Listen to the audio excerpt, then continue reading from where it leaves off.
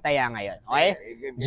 Laban. Okay, sa signal ko maiba palpal.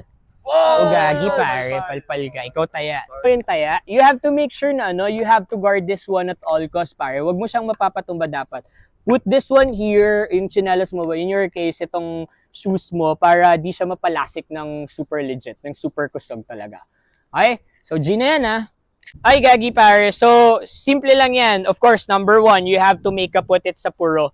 Not sa middle, pare. So, yung proper position ng hawak mo dapat maayos. Like, medyo side view ka ng konti. Tapos your tabay, medyo itataas mo siya.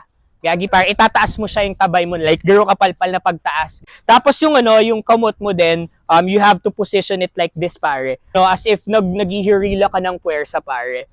Tapos, aiming the hydro flask, pare. So if you angat your tabay, you have to angat your kamot din with your shoes holding it sa puro like